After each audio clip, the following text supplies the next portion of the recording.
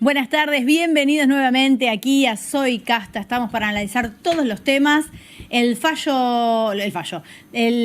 rechazo de ayer a los dos pliegos para la designación de jueces en la Corte Suprema, las elecciones en la provincia de Buenos Aires, estallidos de dirigentes que se cansaron de esta interna. Me causa gracia porque muchos vienen hablando de la situación personal de cada uno. También habló Patricia Bullrich de Mauricio Macri, enojada por esto. Después les voy a decir, pero que está enojado, que quedó resentido, que falta terapia, falta mucho psicoanálisis, está faltando en la política argentina. Y también vamos a hablar de cómo el presidente de Estados Unidos pateó el tablero del comercio internacional y la respuesta de China a esto, y cómo volaron por el aire los números de la Argentina, ¿no? Cayeron entre un 13 y un 18% los mercados nacionales y subió un pico del riesgo país. Le doy la bienvenida a Jimena Fuertes, que está con nosotros. Bienvenida, hola, Jimena. Carme, hola a todas. ¿Cómo andan? ¿Estabas aburrido en Argentina? No. Estabas. Gabriela de Lelisi, bienvenida. ¿Cómo hola, está, Carme, Gaby? hola a todas, a las compañeras. Bueno, la hecatombe es mundial, por supuesto, y una pregunta que ya les dejo, que les tiro. Así, para arrancar. ¿Está preparado el presidente de la Argentina para afrontar la crisis mundial en la que estamos parados hoy a propósito de las últimas resoluciones de los Estados Unidos? Yo te dejo otra. ¿Lo ayuda o lo hunde? Porque por ahí le da una manito. Bueno. Micaela Cambién, ¿cómo estás? Bienvenida, buenas noches. Buenas tardes, Carmela, equipo. Bueno, otra semana intensísima. Yo me fui a dormir con una leve sonrisa después de tantos días, porque pareciera que las instituciones democráticas han demostrado que pueden seguir funcionando. Lo que pasó ayer me parece que es una buena noticia dentro de tantas malas que venimos recibiendo. Me alegro tanto por vos. Y tenemos una invitada especial, Claudia Balaguer. Ella es diputada provincial por Santa Fe. Buenas tardes, Claudia. ¿Cómo estás? Bienvenida. ¿Qué tal? ¿Cómo están? Muchas gracias por invitarme acá a este panel. Bueno, no, por favor. Un orgullo y un honor. Para hablar de todos los temas, Claudia, lo que vos quieras. Vamos a pasear por todos los temas. ¿Les parece que arrancamos por la votación de ayer, que justito se dio al final del programa? Pudimos transmitirla en vivo, y las diferencias que hubo también entre los que votaron en contra de uno de los pliegos y del otro, si bien fueron los dos rechazados, no fue por la misma cantidad de votos. Tenemos para graficar de alguna manera algunos de los dichos del día, lo tenemos a Lorenzetti, hablando de que él no hubiera aceptado, entiendo, hablando de la situación de Mansilla. Le tiró un poquito de tierra. Le tiró un poquito de ya tarde. Pero yo creo que lo había dicho antes también, que no es de ahora, diciendo que él no habría aceptado esta designación por decreto. Hay que decir que Mansilla hoy no se presentó a trabajar, pero no sabemos si va a seguir aferrado o no a esta silla. Hay un pequeñísimo vericueto legal que podría permitirle ejercer hasta el final de este periodo legislativo, aunque se presentó, entiendo yo, que creo que fue Ramos Padilla que presentó Alejo Ramos Padilla una medida cautelar para que no pueda ejercer, para que no pueda firmar ninguna resolución, claro, pero bueno, todavía no sabemos si se va a abrazar o no se va a abrazar al cargo. Veamos qué decía Lorenzetti. Personal, parece, ¿no? Que cada uno obviamente tiene que analizar y decidir. Yo nunca aceptaría ser designado por decreto, eso yo lo dije en infinidad de oportunidades. Bueno, y estas declaraciones tan de sentido común que escuchábamos fueron empañadas también por las declaraciones de Sagasti, que denuncia que algunos senadores recibieron presiones, entiendo yo que por... Sí, Anabel Fernández Sagasti, que ayer en el medio de la sesión de senados, ella senadora por Unión por la Patria, dijo que Lorenzetti los había extorsionado de alguna manera, los había amenazado que si no votaban por el pliego del hijo, la metían presa a Cristina. Directamente. Vamos a escuchar qué decía y después vamos a hablar si esto se corresponde o no con una denuncia formal. Aunque no les guste cómo habla, aunque no les guste cómo se viste, aunque no les guste cómo se piensa. Ayer el ministro de la Corte, Lorenzetti, amenazando a la expresidenta de la Nación de que si nosotros votamos en contra del hijo, van a sacar rapidito el 280 para condenarla. Ayer, amenazando a todos los senadores de Unión por la Patria de que si votábamos en contra del hijo, esto iba a pasar. Esto, que ayer salió en los diarios, viene pasando hace mucho. en el Senado de la Nación. Hoy salió un decreto para impedir el quórum en este Senado. Este decreto salió hoy, igual que la ley de bases. Salieron decretos, ¿se acuerdan? Para designar a los amigos de Cuéllar. Bueno, hoy salió este decreto. ¿Saben qué? Para que la senadora Crexel no diera quórum y no votara. Acá está.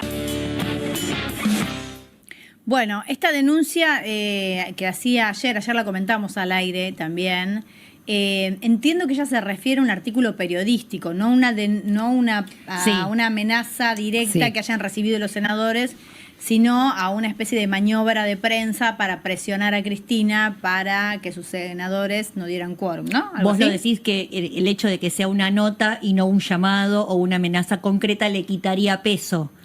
A ver, yo creo que, a ver, si un juez de la nación te amenaza, vos tenés la obligación de denunciarlo, digo. Exacto. A ver, parte de tus obligaciones como funcionario público, si sabés de la comisión de un delito, es denunciarlo, pero para que eso exista. Te voy a dar un caso, voy a contar una pavada, pero viste que a mí me gusta irme un poco de tema.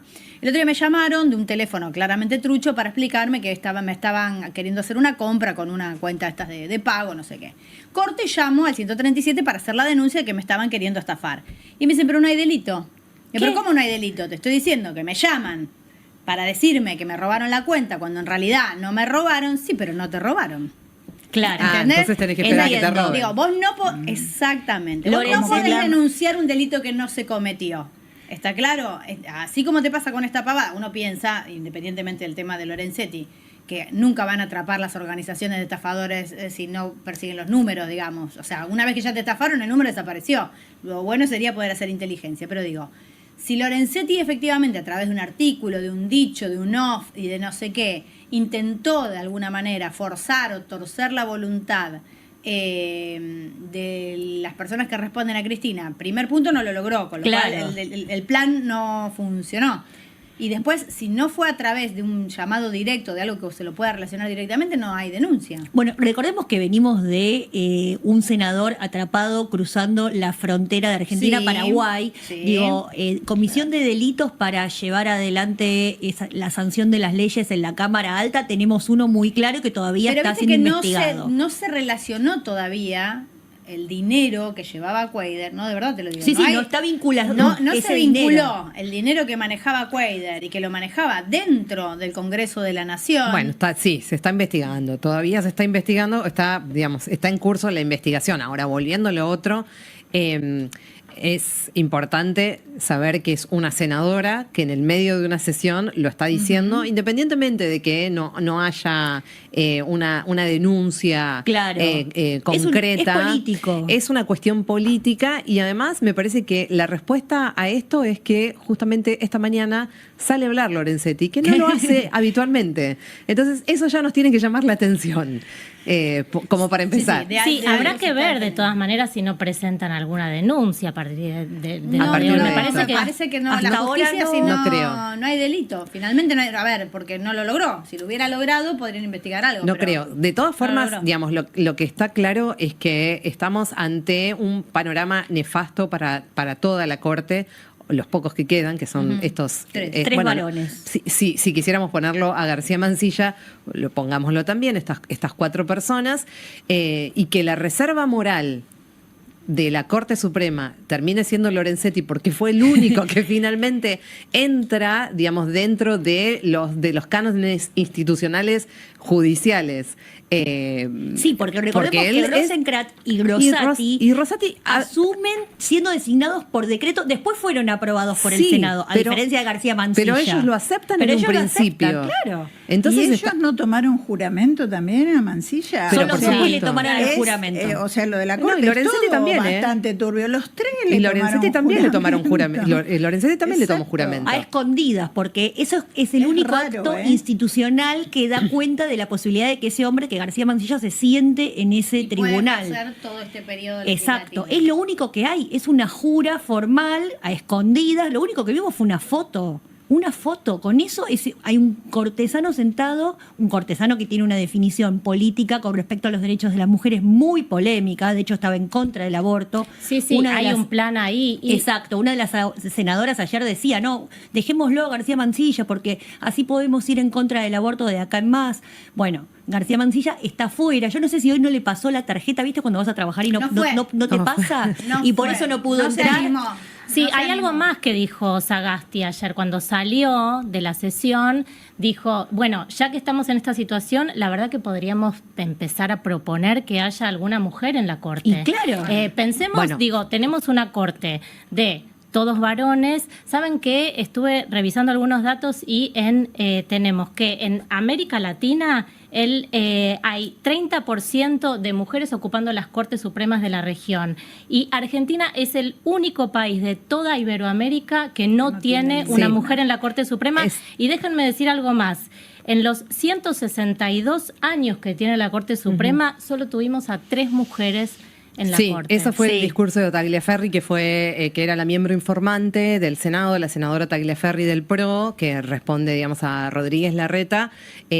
Avanzó, abrió ella la discusión diciendo exactamente esto y sobrevoló en los diferentes discursos de muchas senadoras y senadores la idea de que, evidentemente, estas 2 vacantes que quedan ahora que García Mansilla se supone que está fuera, si no pudo entrar. Bueno, si no es breve su tienen que ser mujeres, es imperioso que sean mujeres. Y además esos no números es solo por una necesidad, lo dice la Constitución. La Constitución dice que necesitamos hasta tener... Acá estamos bien, lo entendemos. Esta es la necesidad, me parece que es un reclamo absolutamente justo y válido.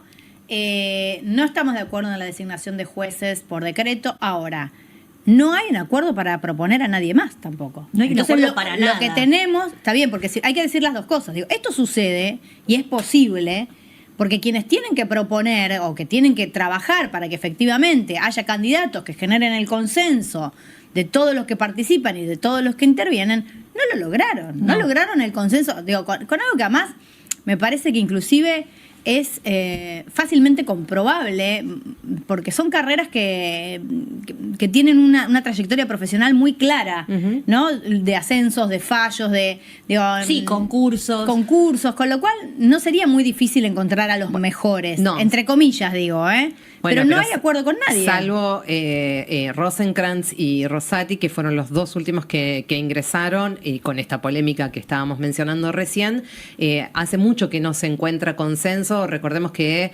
también durante la presidencia de Cristina presentó en varias oportunidades candidatos y finalmente nunca se llegó a un consenso. Creo que más que nada ahí tiene que ver, digamos, con una definición. La última vez cuando lo presentó a Carles, directamente le habían dicho, habían firmado un documento desde la oposición diciendo nosotros no le vamos a votar nada a Cristina. Esto evidentemente hay que zanjarlo en algún momento, de alguna manera hay que empezar a buscar algún tipo de consenso para que se puedan ocupar estos cargos en la Corte y además también discutir y hablar de la ampliación, ¿no? Porque me parece que 5 no alcanza. No alcanza, tiene que haber una representación más federal, esto ya se viene diciendo hace mucho tiempo, ni hablar, digamos, de el tema de que evidentemente tiene que haber mujeres. Y una cosa más que quiero decir es que a mí me pasó algo bastante parecido a lo que te pasó a vos, Mica, ayer, que yo sentí que por lo menos respirábamos, teníamos un pequeño respiro acerca de todos los avasallamientos institucionales que venimos siguiendo. Creo que si ayer el Senado finalmente no votaba por bajar los pliegos de García Mansilla y del hijo, estábamos realmente en un problema muy, muy grave institucional. Esto podría haber sido un antes y un después, así que celebro y me alegro y respiro por lo que pasó ayer en el Senado. Me parece que es como la tengo a Graciana en línea. Le vamos a dar la bienvenida, si la sumamos al tema. Graciana Peñafort, bienvenida. Graciana, legisladora porteña, ¿cómo estás? ¿Cómo están ustedes? Buenas tardes. Bien, acá las chicas se durmieron más contentas anoche. ¿Vos cómo dormiste? Mira, cansada, porque la verdad es que seguimos con mucha atención la sesión y después no dejamos de hablar por teléfono con colegas y todo lo demás. Yo desde siempre he sido muy crítica por este modo de designación y a mí me dio mucho alivio que este modo de designación no prospere. Claro. Lo mío no era un alivio por los candidatos contra o con los cuales no tengo nada en especial, pues puede haber alguno que me guste más que otro, pero Sí, lo que en la votación le fue bastante mejor al hijo que a Mansilla. Porque es claro que algo así podía pasar. Pero lo que quiero decirte es, yo me quedé muy tranquila porque el modo de designación que había optado Milei no funcionó. Claro, claro, bueno, por lo que hablábamos acá, que los mecanismos institucionales de alguna manera funcionaron, resguardaron lo que queda de la democracia y del poder legislativo. Sí, de la institucionalidad del país, ¿no? Porque me parece que Graciana, hola Gaby, te saluda.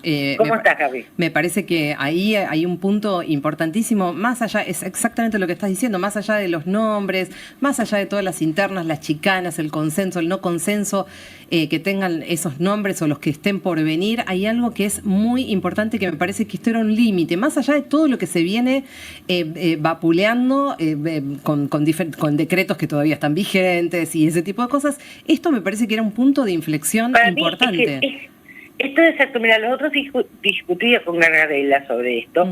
Decía, da lo mismo si es el conde Drácula o la madre Teresa de Calcuta los candidatos. Porque lo que está mal es el modo de designación. Ahora, no tuvieron el mismo decoro a la hora de votar el decreto de facultarlo a Milei para endeudarnos por 100 años. A ver, no me cabe duda que no lo tuvieron, pero por lo menos en esto sí lo tuvieron. Yo voy a decir cómo lo pienso yo. Sí. Yo creo que en general la representación política no está actuando muy elegantemente con el tema Milei. Vemos agachadas que no nos gustan, cosas que nos disgustan muchísimo, de hecho, pero cuando funciona bien hay que reconocer que funciona. Ayer funcionó. Graciela, ¿ves? Micaela Camiente saluda. ¿Cómo estás, Micaela? ¿Cómo estás? ¿Ves alguna posibilidad de que Mansilla se mantenga en su cargo? No, ninguna. Es más, yo tiendo a pensar que el lunes nos vamos a despertar con la novedad de que renunció. Bueno, están muy esperanzadas, Jimé. ¿Qué tal, Graciana? Jimena Fuertes te saluda. No, es que, ¿por qué va a seguir? No puede resolver. No tiene la aprobación del pliego. No tiene ningún sentido quedarse. Va. Ustedes me van a entender. Es como, tu novio no va a visitarte, no te saca a comer. Y bueno, ¿para qué seguís de novio? Bueno, a veces para contarle a los demás. Solo hay mucha gente que tiene relaciones fantasmas solo para decir que las tiene. Bueno, el sueldo es bastante importante, ¿no? Claro, el que está por perder. Por los aportes, Graciana, las jubilaciones no valen nada. No, fue una chica. No, yo tengo la sensación de que su paso por la corte ya cumplió, o sea, ya le dio más de lo que podía darle. Partir de esta base, García Mansilla obtuvo los 2/3 en contra. Claro. Y ahora, o sea, no hay ninguna chance que se quede y aparte ni que vuelvan a proponerlo de ninguna manera. Podrían volver a proponerlo, pero por cierto lo pueden volver a proponer, pero hasta que no entre el receso de la Corte no lo pueden designar en comisión. Claro. De hecho, podrían volver a proponer a los 2 jueces. Y ahora con lo que sí, pero me parece que el nivel de rechazo que tuvo García Mansilla impide eso. El del hijo, no, está bien. Lo que pasa es que lo que está planteando Graciana sí, legalmente se puede. El mecanismo que debería funcionar así, digamos. Si quieren volver a poner los pliegos, pero yo quiero saber puntualmente qué pasa con los fallos que ya firmó, porque ayer uno de los senadores denunció que durante la misma sesión le estaba dando la lapicera antes de irse. Los fallos que fueron firmados mientras fue nombrado en comisión hasta el momento en que el Senado rechazó su pliego, son absolutamente válidos. Okay. Que no quiere decir que los abogados no lo puedan impugnar, y de hecho si yo tuviera un fallo intentaría impugnarlo. ¿Y qué firmó? ¿Sabemos qué firmó? Estamos averiguando porque todavía no es público. Por ejemplo, un fallo sobre el homicidio de Diana... El travesticidio de Diana Zacayán. Exactamente, sí. Exactamente. Qué pero, mal. por ejemplo, es que leí, pero... Lo que quiero decir es, los fallos son válidos, pero de acá en más, todo lo que firme va a ser judicializado. Claro. De acá en más. De acá en más, desde que salió el rechazo, yo entiendo que va a ser judicializado. De hecho, yo le decía a un colega de ustedes hoy, Yo tengo casos en la Corte. Llega a fallar con la firma de García Mancilla, ya estoy preparando la impugnación. Claro. Lógico. Ningún nivel de legitimidad. No. Mica, pregunta. Sí, Graciela, estábamos acá hablando de la Corte Suprema llena de varones y la necesidad, y lo viene diciendo Sagasti, lo ha dicho Margarita Stolbizer y varias otras legisladoras, sobre la necesidad de nombrar a una mujer en la Corte Suprema de Justicia. ¿Ves esa posibilidad en esta Argentina de hoy? Yo creo que es imprescindible. Voy a decir esto, es absurdo que uno de las cabezas del Estado, como es la Corte Suprema, sean solo hombres en un país donde el 52% de la población son mujeres. Claro. O sea, no digo que tenga que tener el 50% si no quieren. Debería, ¿cómo que no? Demasiado machirulos Vamos por para todo. aceptarlo, pero lo que te quiero decir, no pueden no haber mujeres, tenemos normas que nos obligan a mantener la paridad de género, la pelea por las cuestiones. A mí me parece una vergüenza y creo que es uno de los errores que la próxima designación de jueces debe rápidamente resolver. Uno de los postulantes al menos debe ser mujer, si no los dos. Graciana, te corro un poquito de este tema, te quiero consultar por las elecciones, tanto las de la capital como las de la provincia. ¿Qué estás viendo vos? Mira, yo en Capital estoy muy contenta con el cierre de lista que hicimos, que fue un cierre sin sangre. Está muy bien, es un buen título. Es que fue así, un cierre donde todos los sectores afines al proyecto peronista confluimos todos en una lista única, discutimos, pero finalmente llegamos a una lista organizada. Yo estoy muy conforme y tengo la sensación de que vamos a hacer una buena elección. Ajá. La provincia no te podría decir lo mismo. No, en la provincia lo que se ve es una enorme dispersión en lo que es materia de conducción y una cierta, voy a decir como lo veo yo, falta de decisión. Ajá. Porque yo puedo entender que uno tenga desacuerdos, pero el desacuerdo tiene que incluir, si se quiere, la vocación de llegar al conflicto. Uh-huh. Y yo tengo la sensación que ni Cristina ni Axel quieren llegar al conflicto. No. Entonces yo les diría, compañero, ¿y si se dejan de pelear? Lo dijo Grabois, medio a los gritos. No sé si lo dijo como vos, lo vamos a ver dentro de un rato, pero medio que se cansó. Claro, porque, o sea, porque en política te pasa muchas veces que estás discutiendo con gente que estás enojado. Sí. ¿Entendés? Pero en este caso lo que vos notás es que ninguna de las dos partes, si se quiere, quieren llegar al conflicto. Nadie está llevando, no están dejando que la sangre llegue al río. Uh-huh. Y me parece que ahí está claro que si no van a llegar, a ver, yo prefiero que la sangre no llegue al río, Sí, por como supuesto. vos dijiste, sin sangre Pero es sí, mejor. Dejen de amagar con eso, arreglen, siéntense O y mátense. acuerden. Claro, lo que estás proponiendo es o profundizan para definitivamente tocar fondo y de ahí que salga algún tipo, digamos, de resultado o para un lado o para el otro, digamos, que alguien pueda conducir esto o directamente que se dejen de pelear. Claro, pero es que porque el peronismo sin conducción ¿Cuál crees no vos que es funciona. la pelea? ¿Es una pelea de poder? ¿Es una pelea ideológica? ¿Qué crees que es No, tan yo difícil no de creo resolver? que sea una pelea ideológica porque no encuentro muchas diferencias ideológicas entre lo que piensa Axel y lo que piensa Cristina. Uh-huh. Decime en qué se diferencian.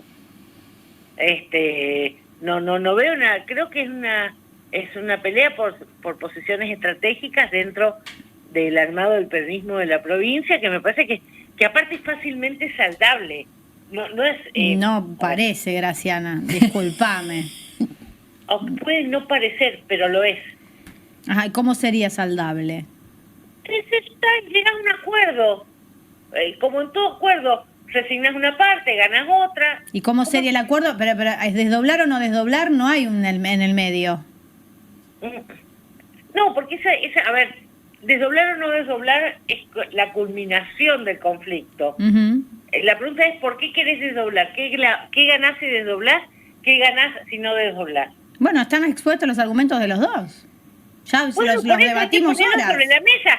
Pero si no hablan en esos términos, no van a solucionar el problema. Pero yo creo que los pusieron sobre la mesa. El problema es que ninguno de los dos quiere dar el brazo a torcer y los dos tienen argumentos. Bueno, en algún momento se tiene que ordenar. Esto no funciona. Y te sentás, a ver, voy a decirle en nuestros términos, ¿nunca has tenido una discusión con tu pareja? Sí, montones. Bueno, ¿qué haces? Sí, Hay momentos gano que yo, si esto no da para siempre. más, te sentás y hasta que no lo resolvés no te levantás. Hasta que me dicen que sí. O hasta que te dicen que no, pero hasta que no lo resolvés no te levantás. Graciana, te saco de acá, te quiero preguntar algo que nos preguntábamos acá cuando empezaba el programa.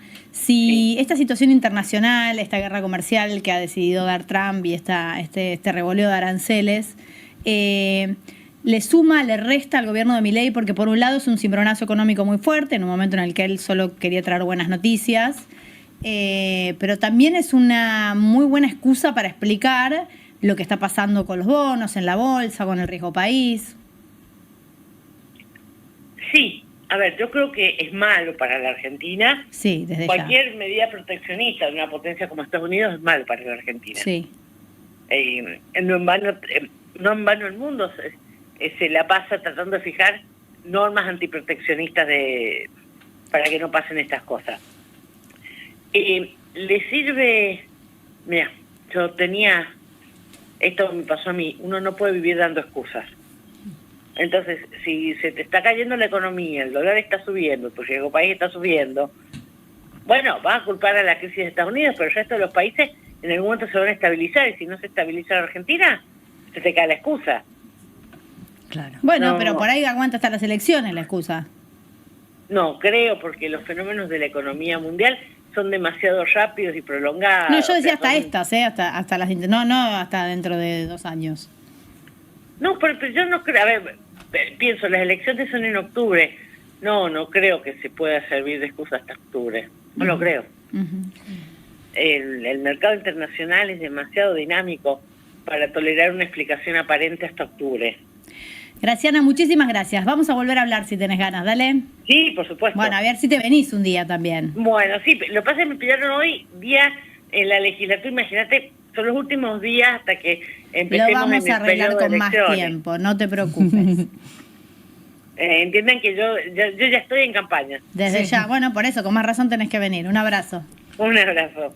Graciana Peñafort, candidata. Tenemos acá una integrante del Congreso. ¿Vos cómo lo ves? Mira, lo que decía Graciana, que tienen que llegar a un acuerdo y de alguna manera juntarse porque no hay tantas diferencias. La verdad que en Santa Fe, yo vengo de Santa Fe, el peronismo no llegó a ningún acuerdo, y a las elecciones que vienen ahora, que son las elecciones de convencionales constituyentes, algo importantísimo, van en 3 sectores separados.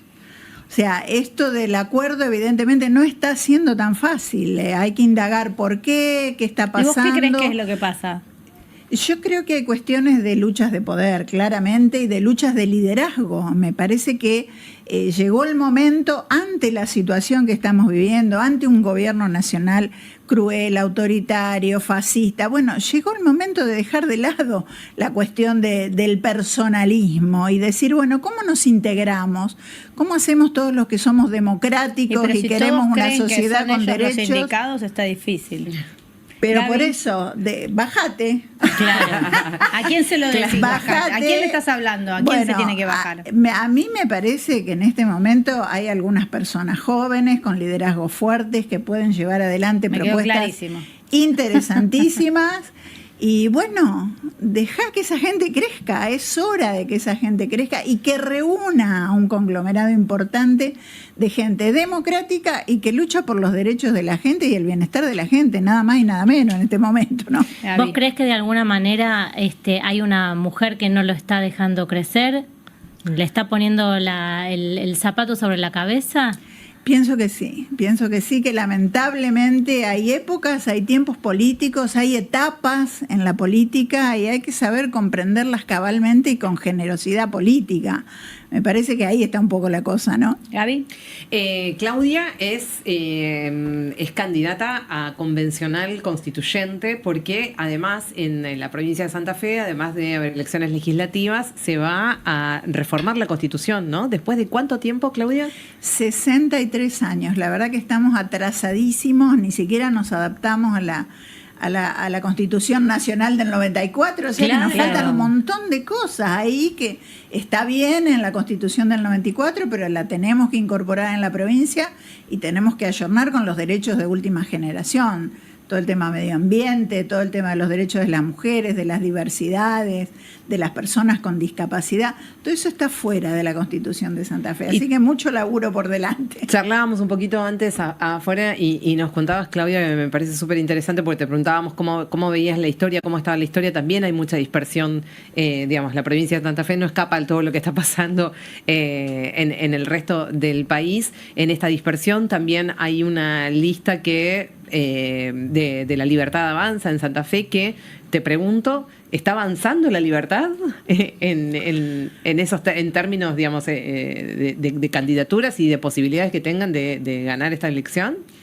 La verdad que no lo sabemos. La verdad que es la primera vez que se presenta como partido la Libertad Avanza en la provincia de Santa Fe, y ahí tenemos muchas dudas de cómo pueda salir eso. Tenemos algunos frentes muy fuertes, el que está en el gobierno, el Frente Unidos, que encabeza el propio gobernador y que tiene el objetivo de ir Puyaro por su reelección. Claro. Y quiere tener mayorías para escribir todos los artículos como él quiera en la Constitución. Entonces, bueno, estamos bregando los otros frentes por tener un espacio, por crecer, por desarrollarnos, por tener varios representantes ahí, que no es una asamblea que tiene que ser diversa para que el debate sea profundo y la Constitución sea lo mejor que puede ser en estos tiempos difíciles. Desde ya, Jimena. Claudia, te aprovechamos como corresponsal de alguna manera porque en Rosario en particular, pero en todo Santa Fe se atraviesa una situación con respecto a la seguridad muy compleja y por lo general los medios porteños muestran una parte de la inseguridad que realmente sucede en el conurbano bonaerense, y del resto del país no nos enteramos. ¿Cómo está la situación ahora a partir de esta nueva gestión que implementó Patricia Bullrich en coordinación con Maximiliano Puyaro, el gobernador? Sí, bueno, hay algunas noticias positivas, ¿no? Tenemos que destacar que bajaron los índices de homicidio, que era una problemática muy acuciante de las últimas décadas en Santa Fe.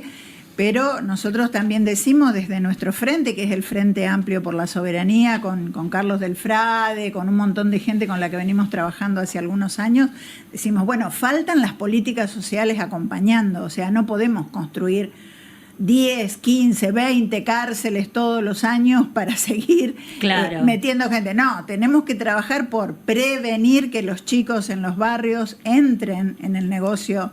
Pero tengo una pregunta, ¿se logró efectivamente con más presencia policial? ¿Hubo un acuerdo político del que se habló tanto? ¿Cómo se logró bajar, como vos decís, estos índices de asesinatos?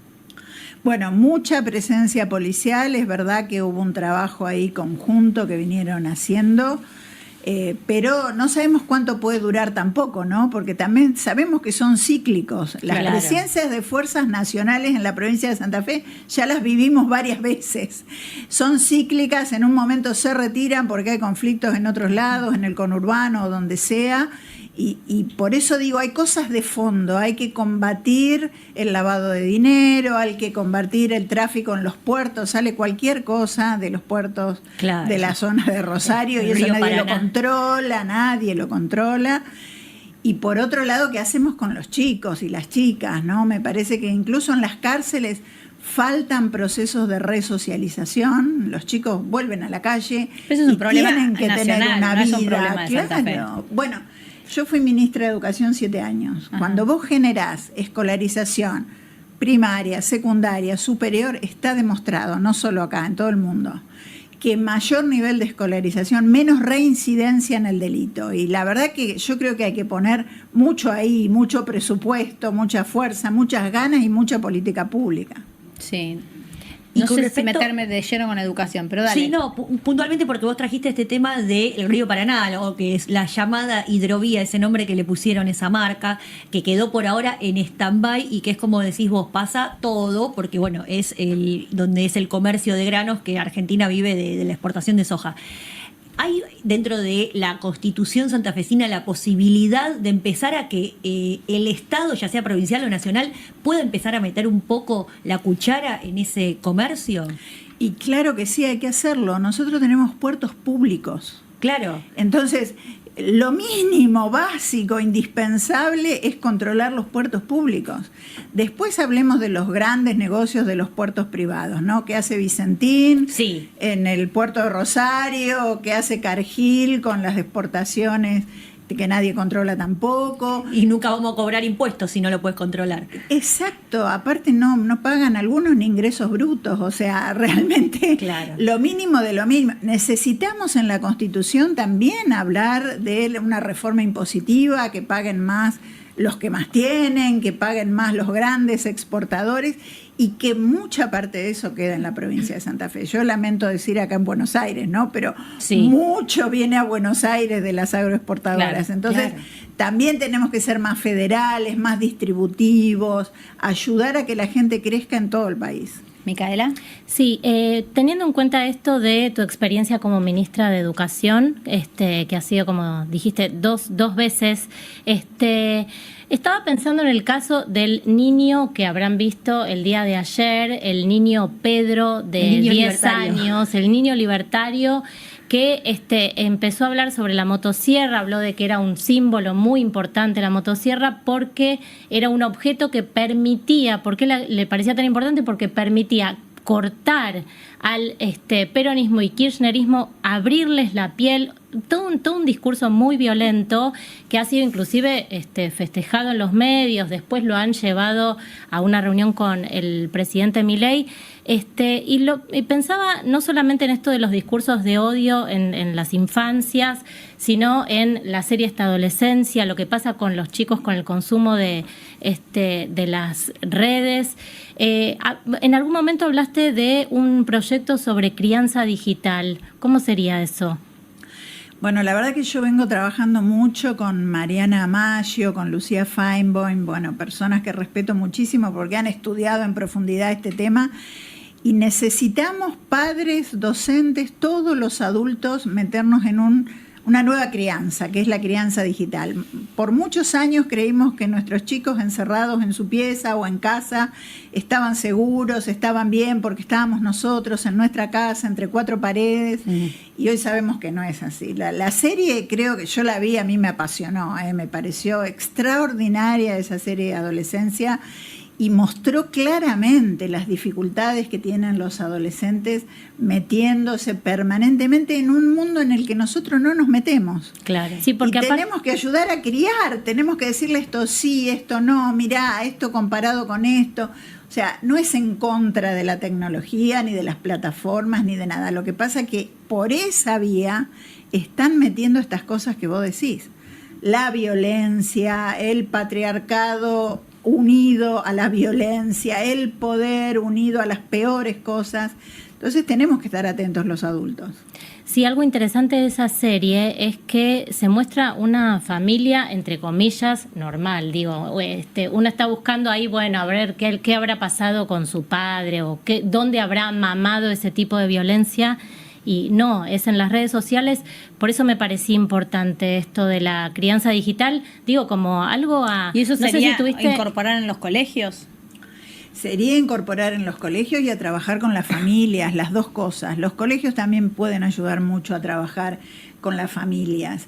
Y por supuesto, esto de estar atentos a lo que está pasando cuando el niño, la niña, el joven, el adolescente está en casa. Ya hay algunas herramientas, estudiadas para bloquear algunos lugares. Hay que alertar a los padres, me parece que lo que falta es que uno sepa para que sepan implementarla. Y nosotros aprobamos hace poco en Santa Fe una ley de ludopatía como a nivel nacional, y la verdad que fue interesantísimo ese debate, porque está todo muy conectado, claro, ¿no? Los jóvenes menores incentivados al juego a través de los videojuegos. Exacto. Esas cosas que hacen desde chiquitos, ¿no? Y ya ahí los meten a jugar y le lavan la cabeza para que sigan apostando. Y la adicción que genera. Tenemos en comunicación a Margarita Stolbizer. Buenas tardes, Margarita. ¿Cómo estás? Ella es diputada del GEM. Buenas tardes. Sí, todavía es la tarde.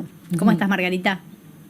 Hola, buenas tardes, ¿cómo les va? Un saludo para Claudia, quien conozco y aprecio desde hace mucho tiempo. ¿Qué tal, Margarita? Un gusto verte realmente. Bueno, igual para mí, Claudia, y además realmente escucharlas con estas problemáticas tan actuales que están ustedes abordando ahí, y bueno, y con la experiencia que Claudia tiene, no tengo duda que es una persona más que adecuada para conversar sobre estos temas. Sí, y conversamos de todos los temas, Margarita, como queremos conversar con vos. Arrancamos el tema con lo que sucedió ayer en el Senado, con el rechazo de los pliegos de los jueces. Acá hubo bastante acuerdo en la mesa de que era esperanzador respecto del funcionamiento de las instituciones. ¿Vos lo viste así también? Sí, a ver, yo creo obviamente que el Senado hizo lo que había que hacer. No soy de los que se ponen eufóricos cuando las cosas son lo que debe ser, ¿no? Me parece que está bien, nos quita alguna preocupación. Pero sinceramente yo creo que con este gobierno no debemos descuidarnos. El gobierno hizo lo que había que hacer porque claramente la designación de estos jueces, yo me remonto incluso más atrás, la propuesta de que estas dos personas sean ministros de la Corte sin seguir un procedimiento regular, sin respetar la incorporación de mujeres, que es tan imprescindible para que esa Corte deje de ser un reducto machista, las bajas calificaciones de esas dos personas para ocupar ese lugar, la falta de consensos, y a eso agreguemos el deterioro institucional, constitucional, de que no cumple con las reglas. La Constitución es absolutamente clara y le da con exclusividad al Poder Legislativo y en particular al Senado la atribución para designar los jueces. Lo que pasa es que, Margarita, nosotros mencionábamos acá que esto es cierto, pero que no ha sucedido, porque el Senado no ha logrado acuerdo con ninguna figura para proponer, para llenar esas vacantes. Sí, a ver, no es el Senado quien debe proponer. El Senado tiene la atribución de aprobar o desaprobar, pero hay un mecanismo por el cual uno sabe quiénes van a pasar y quiénes no, y no ha logrado consensuar ninguno. Bueno, estamos viviendo tiempos de una polarización extrema y esto dificulta, pero yo te digo que sinceramente creo que el gran problema son las personas propuestas. Mi idea de quiénes deben integrar la Corte siempre estuve en contra de los toma y daca, de que los consensos se construyan si yo te doy uno a vos y me quedo con otro. Eso es lo que me parece realmente mal. Yo creo que a la Corte debe ir gente que tenga un nivel de reconocimiento, fundamentalmente en el plano académico, jurídico, que sean personas intachables. No ocurría esto con estas dos personas, entonces no le echemos la culpa a que no hay consensos, porque hay confrontación política, porque hay polarización. La verdad es que nunca se preocuparon por buscar candidatos que reunieran realmente y no porque no los haya. De hecho, muchas mujeres en el plano de la justicia las hay y de excelente nivel académico y ético para ocupar ese lugar. Sí. Lo que quería decir es que más allá de que obviamente dormimos tranquilos, el Senado hizo lo que había que hacer, inmediatamente la oficina del presidente emitió un comunicado que es altamente preocupante porque eso demuestra un gobierno autoritario que no reconoce en realidad la atribución que el Senado tiene. Y me parece que los peligros siguen estando. Con este gobierno no hay que bajar los brazos, aun cuando haya una cosa que haya salido bien como ayer. Por eso digo, no celebro. Para mí es un paso, hicieron lo que debían hacer. Te hago yo la última pregunta que acá las chicas también quieren preguntar. ¿Por qué siempre somos las mujeres las que reclamamos que haya una mujer en la Corte? Si hay muchos hombres que entienden este tipo de problemática, porque finalmente termina siendo un reclamo que solo escuchamos de voces femeninas. Sí, bueno, lo mismo pasó con la lucha por el cupo primero y por la paridad después. Son luchas y por suerte las grandes conquistas que hemos tenido en la Argentina respecto a lo que hoy podemos decir la evolución de la condición jurídica de las mujeres en todos estos años, no tengo duda que es el resultado de los movimientos de mujeres y eso a mí me parece bien y me llena de orgullo. Sí, escuchamos. Pero estamos un poco solas, podríamos generar en los espacios, ¿no? Que los hombres vayan acompañando un pedido que es justo. terminar la frase, por favor. Si escuchamos los discursos de ayer en el Senado, fueron muchos los senadores varones que también hablaron de que debía haber mujeres en el Senado.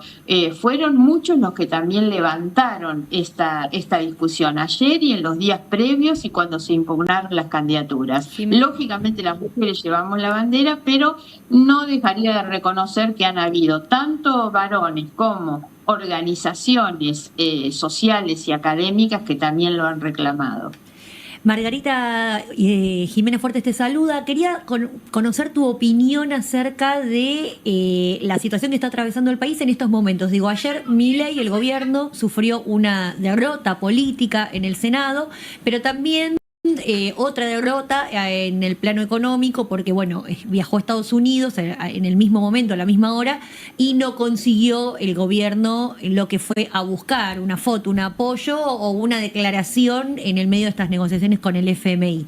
¿Cómo analizás vos esta situación del gobierno nacional en este momento? ¿Está perdiendo hegemonía, está perdiendo apoyo o crees que es solo un bache en el camino y nada más? A ver, yo creo que el gobierno ha ido perdiendo, todas las consultoras de opinión pública lo marcan. No pondría el episodio del viaje a Estados Unidos como un elemento, como un ingrediente, la verdad es que me parece que es un hecho absolutamente menor. Sí creo que en los días pasados escándalos como la criptoestafa,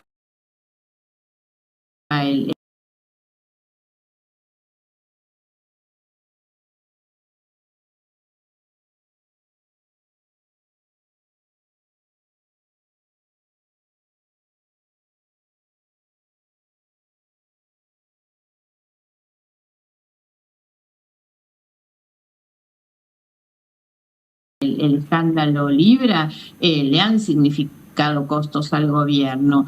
Todo lo que viene pasando con los jubilados, con el aumento de las cosas, porque la verdad es que el freno a la inflación, que no lo voy a desconocer, por supuesto, es una ficción cuando cuando el jubilado va a hacer las compras y los productos de la canasta básica siguen aumentando. Entonces, creo que lo que deteriora la imagen o el apoyo es eso.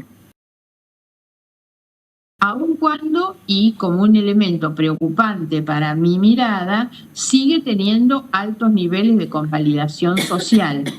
La desaceleración de la inflación ha tenido un efecto simbólico muy fuerte en la población y entonces la gente está como dispuesta a tolerar esto que otros le damos importancia, que es el deterioro de la institucionalidad, muchas otras cuestiones.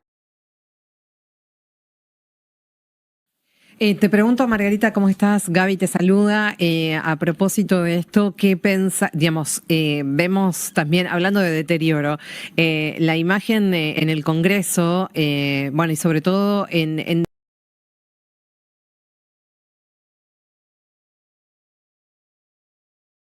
en diputados cuando vemos que no están pudiendo avanzar, por ejemplo, sobre causas como la de la estafa Libra, el posible aumento a los jubilados.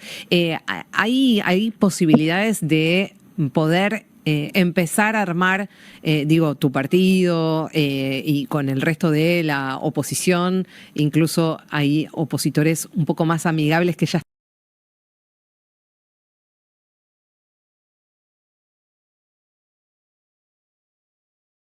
están dejando de ser amigables. Digo, ¿ves que este escenario empieza a conformar la posibilidad de armar otro tipo de consensos como para avanzar con estos temas que evidentemente tuvieron trabas?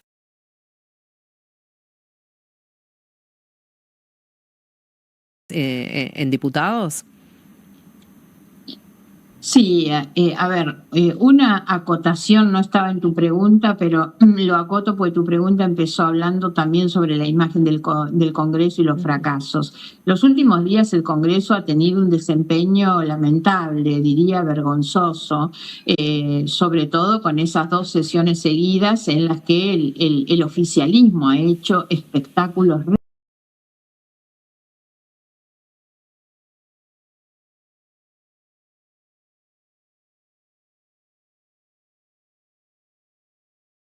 realmente espantosos para lo que es la vida institucional del Congreso, un día que se agarran a piñas adentro del Congreso, el presidente de la Cámara que levanta la sesión cuando había quórum, a la semana siguiente los dos que se habían peleado se dan piquitos y una diputada va con un megáfono.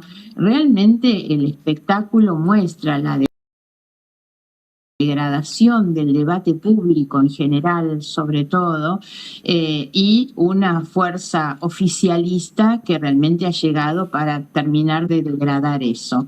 Voy ahora sí a tu pregunta y te diría que tengo una perspectiva un poco más positiva respecto del tema Libra. Hemos avanzado, hubo reuniones de comisión y hay dictámenes y hay pedido una sesión para la semana que viene. Está convocada para el día 8, sí, creo, todavía no sé si está la convocatoria, pero está el pedido, así que la tienen que convocar.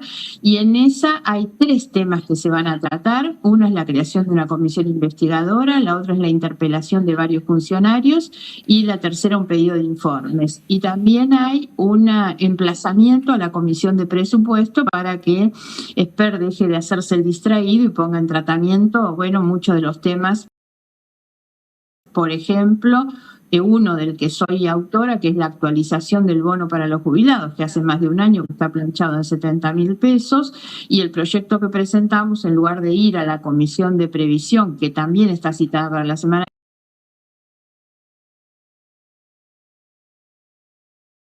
que viene, fue a presupuesto, que es donde planchan todos los expedientes, ¿no? Claro, pero hemos presidido por Esper.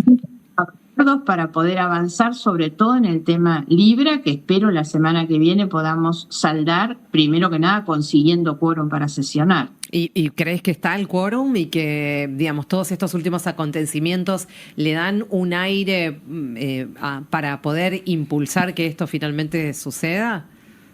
Mira, nos dan muchas razones, muchos argumentos, pero el gobierno viene operando muy fuertemente con los gobernadores de manera directa y los gobernadores sobre sus diputados, y esto es lo que le ha permitido a un oficialismo con un muy pobre número, digamos, de representación en el Congreso, frenar o impulsar al antojo de la Casa Rosada, ¿no? Y entonces temo que esto pueda volver a ocurrir. Son los gobernadores los que sientan o paran a sus diputados, y eso es lo que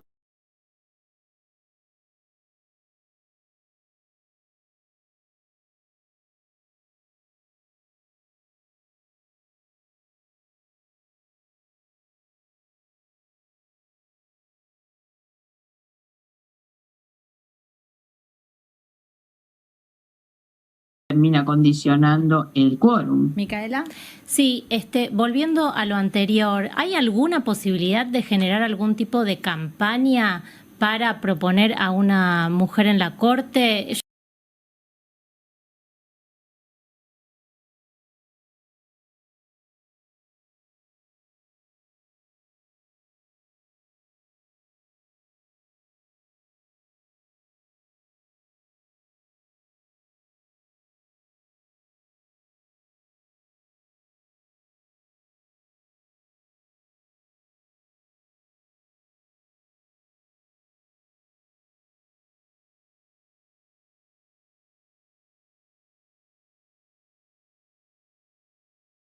Pensaba que hay un montón de cuestiones que por ahí no se conocen como... ¿Se cortó? ¿Se cortó? Oh. Margarita. Bueno. Justo iba a hablar de Carmen Argibay. Ahí volvió Margarita. Ahí estás, acá estás. Margarita, no te escuchamos.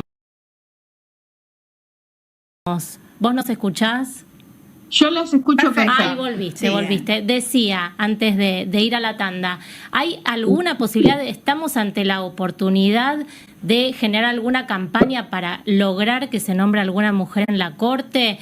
Pensaba, por ejemplo, en aprovechar para dar a conocer que, por ejemplo, Carmen Argibay, que fue una de las únicas 3 mujeres que tuvimos en la Corte Suprema, gracias a ella tenemos a la Oficina de Violencia Doméstica y a grandes hitos que han cambiado la historia de las mujeres en la Argentina.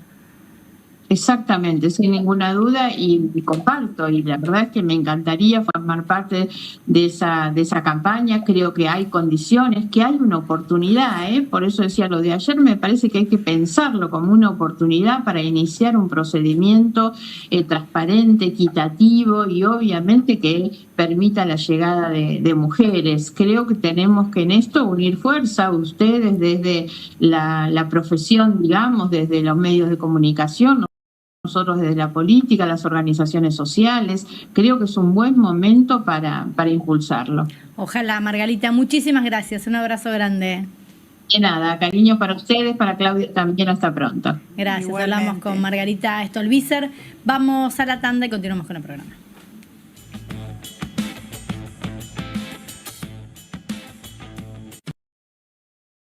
Bueno, así que ahí en el Frente Amplio por la Soberanía, en el FAS, hemos logrado romper el techo de cristal.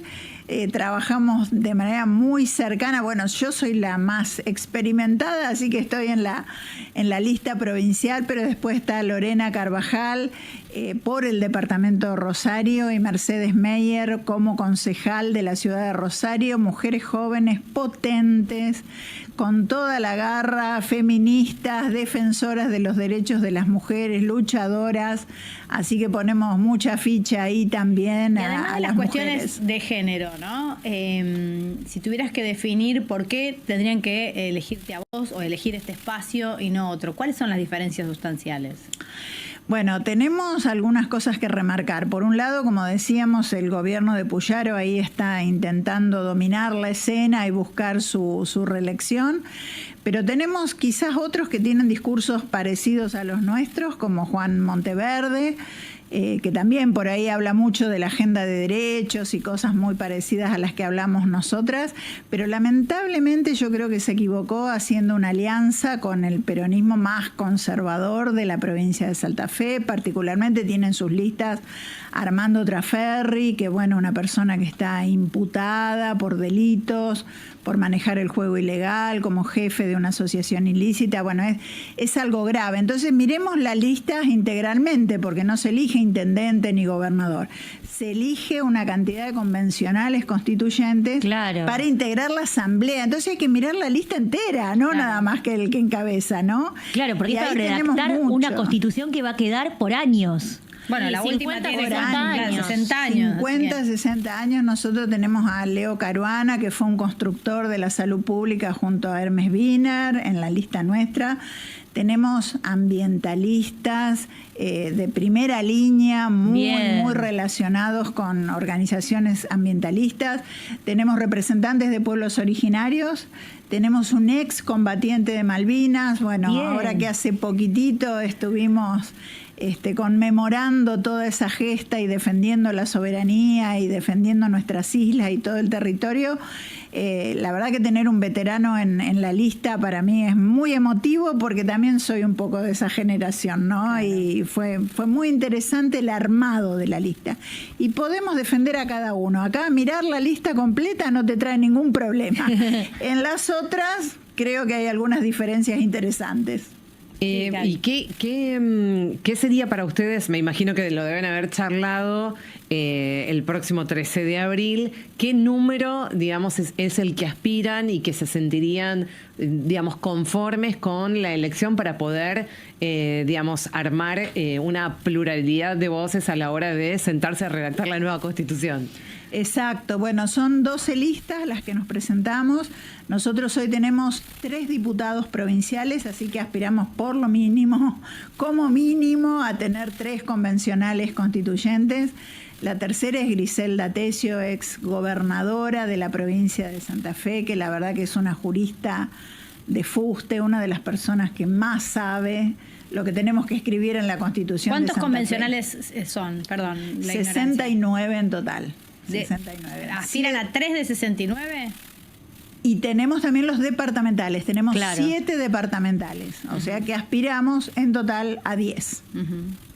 No, pienso en la dificultad de negociar puntos en una constitución, digo, que es algo tan fundamental y duradero, como hablábamos recién, y la última tiene 60 años, ¿no? Sí, además me parece, si no me equivoco, Santa Fe es la única provincia que no había hecho una reforma de la Constitución, es la única provincia que queda con esa cuestión pendiente y tan importante.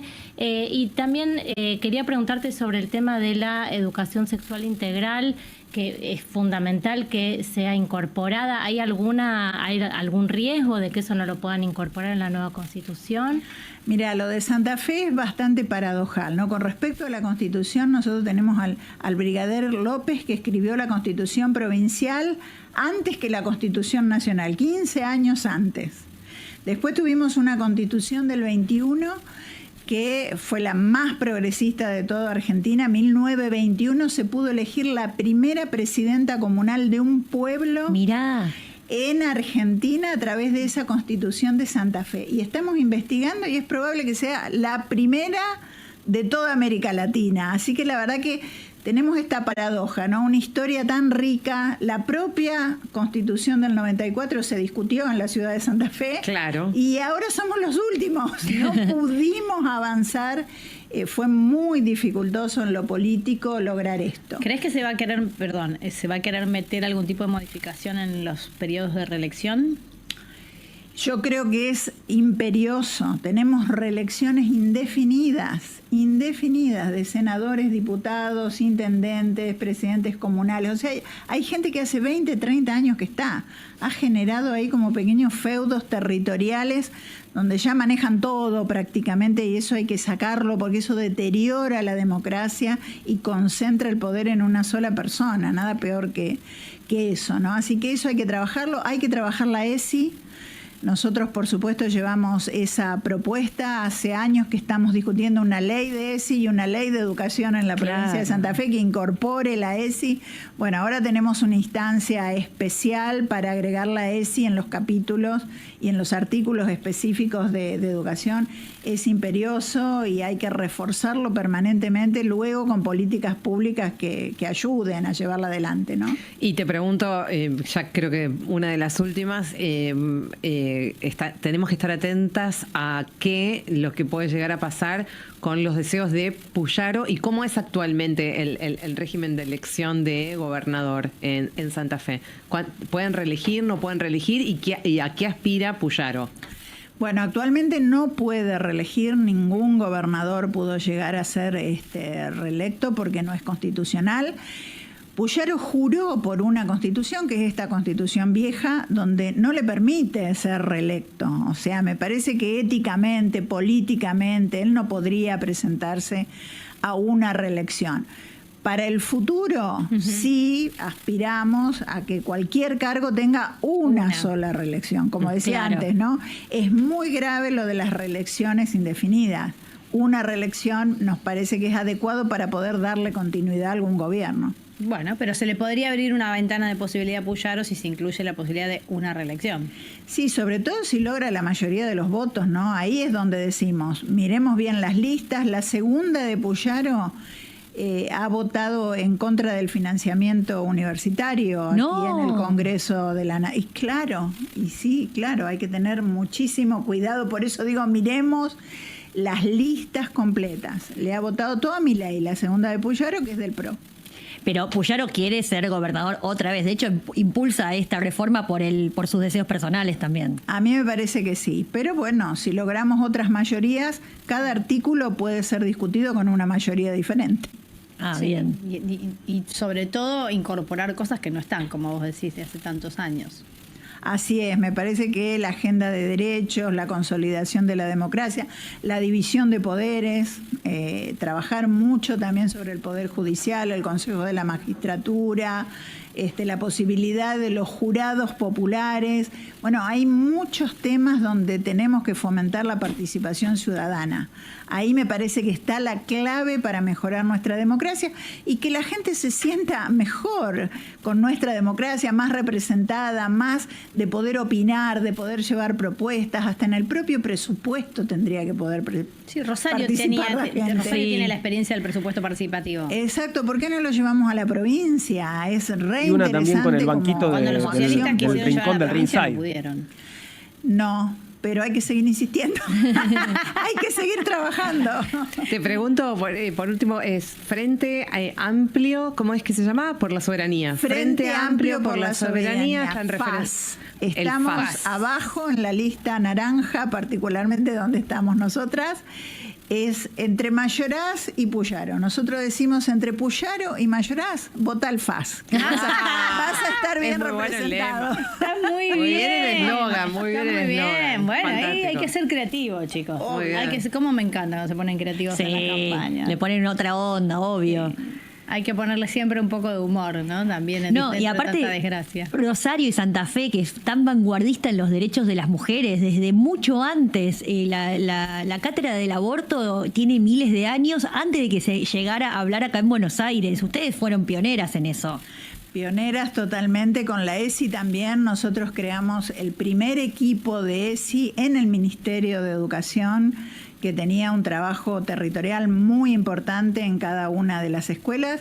Luego los titularizamos, le dimos estabilidad laboral y gracias a eso se sostiene. Bien. En estas épocas difíciles se sostiene el equipo de ESI trabajando con mucha fuerza. ¿Está apoyando el gobernador todas las políticas de género provinciales? ¿Cómo está esa situación? Porque hubo algunos reclamos y recortes y desmantelamiento de programas. Bueno, hubo recortes en las secretarías, ¿no? Esto de achicar el Estado se fue dando en Nación y en provincia también. Entonces, bueno, me parece que ahí hay que volver a reconstruir, hay que volver a pensar en cómo trabajamos en cada uno de los lugares, políticas de género que son cada vez más fundamentales.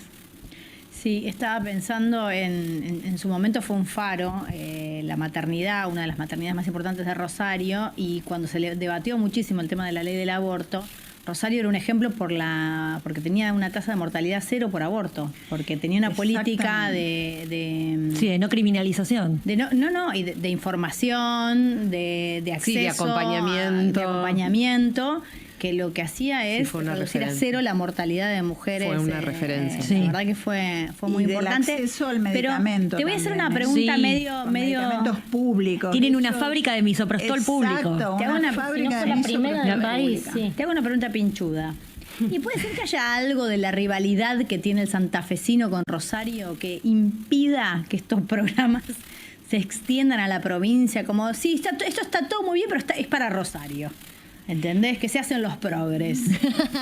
Sí, hay una idiosincrasia. Los rosarinos y santafesinos se llevan mal, chicos. Sí, hay una idiosincrasia distinta. De hecho, con los gobernadores rosarinos siempre hay una pica ahí, ¿no? Bueno, nos invadieron en la ciudad de Santa Fe los rosarinos. Pero si uno lo construye realmente, hablando, con diálogo, con compromiso, las cosas pudieron avanzar muchísimo. Nosotros bajamos con la ESI a la mitad el embarazo adolescente no deseado. Con la ESI se bajó a la mitad. Detectábamos hasta 400 o 500 en algunos casos de abuso infantil en las escuelas con los equipos de ESI, abusos que estaban transcurriendo y que podíamos denunciar, o gente mayor que se animaba a hablar y reparaba o intentaba empezar a reparar, porque nunca se repara, un daño tan terrible como es el abuso infantil. Incluso nosotros ahora presentamos una ley para que haya una comisión al estilo CONADEP. Porque es asimilable, ¿no?, a los delitos de lesa humanidad, los delitos de abuso infantil. Entonces, una comisión al estilo CONADEP, todavía estamos ahí circulando por las comisiones para que se apruebe, pero que pueda empezar a reparar y que la gente pueda empezar a hablar y pueda tener la posibilidad de ser acompañada en un proceso que es obviamente dificilísimo y asimilable a la tortura. Claudia, muchísimas gracias. Gracias por haber venido. Gracias y suerte en las elecciones. Te vamos a invitar de vuelta después. 13 de abril. Claro. Vengo. Son las primeras elecciones ahora, son las primeras. Abre el calendario electoral Santa Fe. La otra. Bueno, gracias, chicas. Gracias. Por favor, Le damos la bienvenida a Juan Di Natale con Comunistas. Juan, ¿cómo estás? Buenas noches. Hola, Carmela, ¿cómo estás vos? Buenas noches. Buenas noches, bienvenido. Muchas gracias. Carmela estaba prestando atención. Sabés que nosotros también vamos a tener conocer la semana próxima algún candidato de la provincia de Santa Fe, como bien decían, la elección que abre el calendario este año, y alguno que la candidata que te está acompañando nombró. Así que vamos a poder tal vez cruzarlos un poquito. Ah, me encanta, me encanta. Bueno, todas las voces acá, Juan. Claro que sí, como corresponde. Somos un montón y yo tengo voces nuevas también hoy, ¿eh? Así que tenés, contame. Bueno, tengo invitados, sorpresa. Ay, sorpresas. Bueno, me tengo que quedar entonces, Juan. Yo te lo recomiendo, quédate en Comunistas, Carmela. Dale, ayer te miraba mi hijo.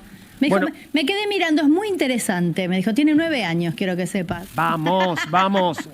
Viste que hay que conseguir público nuevo para la televisión, así que... Público joven. Sí, que ponga Comunistas hoy también. Bueno, un beso, un abrazo. Buenas noches. Muchas gracias. Beso chau. grande.